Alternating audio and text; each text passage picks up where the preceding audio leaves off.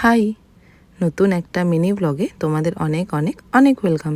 ভিডিওর প্রথমটা দেখে আশা করি বুঝেই গেছো যে এটা কোন দিনের ব্লগ। হ্যাঁ হ্যাঁ জানি অনেকটাই লেট হয়ে গেছে পোস্ট করতে করতে। আমাকে আমার বোন হঠাৎ চোর বলে অপবাদ কেন দিল আমি সেটা বুঝতে পারলাম না। আর এমনই অপবাদটা দিল যেটা আমি কোনোদিনই মানতে পারবো না। এটা আমার জন্মদিনের দিন ঠিক রাত 12টার সময়। আমার ঘর থেকে তোমাদের দাদাভাইয়ের ঘরের ডিস্টেন্স 4.5 কিলোমিটারের মতন, কিন্তু প্রত্যেক বছর এই দিনে ঠিক রাত 12টার সময় ও আমার কাছে এসে হাজির হবেই হবে। অনেকে বলে প্রথম প্রথম এসব হয় হ্যান ত্যান অনেক কিছু, কিন্তু 3 বছর আমাদের রিলেশন, বাট স্টিল মানুষটা একই রয়ে গেছে। কমপ্লিমেন্ট আমি জানতাম ও আসবে, এটা আমার কাছে নতুন কিছুই না।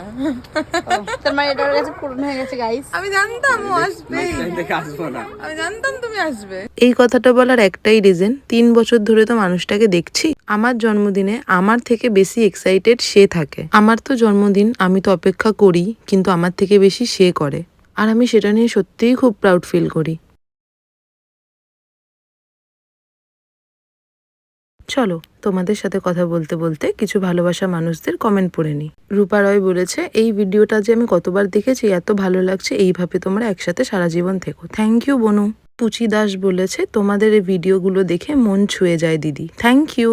মীনাক্ষী দাস বলেছে, মন ছুঁয়ে গেল দাদা, অনেক ভালোবাসা অভিনন্দন রইল তোমাদের জন্য, এইভাবে ভালোবেসে যেও সারা জীবন। থ্যাংক ইউ দিদি ভাই।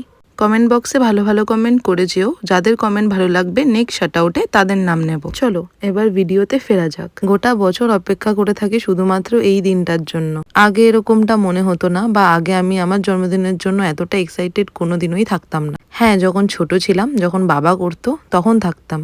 দেখো, বাবা মায়ের কাছে তো অলওয়েজ তার সন্তানরা ফার্স্ট প্রায়োরিটি, কিন্তু বাবা মা ছাড়াও যে আমি কারোর কাছে ফার্স্ট প্রায়োরিটি, এই জিনিসটা ভাবলেই আমার যেন কিরকম গর্বে বুকটা ফুলে যায়। একটা মেয়ের কাছে এইসব ছোট ছোট সারপ্রাইজ গুলোই সব থেকে বেশি আনন্দের। এই যে রাত্রির 12টার সময় তোমাদের দাদাভাই আমাকে সারপ্রাইজ দিতে এসছে, আমিই জানি যে আমি কত বেশি খুশি হয়েছি। সব থেকে বেশি আনন্দ কিসে হয় জানো? আমাকে খুশি করার জন্য ও নিজের সবটুকু এফোর্টস লাগিয়ে দেয়, আর এটাই আমার কাছে সব থেকে বেশি আনন্দের। ও কিন্তু আমাকে 12টার সময় উইশ করেছিল। ও চাইলেই উইশ করেও ঘরেই থাকতে পারতো, নাই আসতে পারতো, কিন্তু ও সেটা করেনি। ও জানে যে ও যদি আসে তাহলে আমি কতটা খুশি হব। যাই হোক, এটা পরের দিন দুপুরে। এমনি তো আমার মা খুব ব্যস্ত মানুষ, কিন্তু আমাদের 3 বোনের জন্মদিনের দিন সে ছুটি করবেই। যখন বাবা ছিল, বাবা সবটা বাজার করে দিত, মা শুধু রান্নাটা করতো। কিন্তু এখন তো বাবা নেই, এখন মাকেই সব বাজার করে সমস্ত গুছিয়ে মাকেই করতে হয়েছে। ভিডিওটা এইটুকুই। এতক্ষণ ধৈর্য ধরে দেখার জন্য তোমাদেরকে অসংখ্য ধন্যবাদ।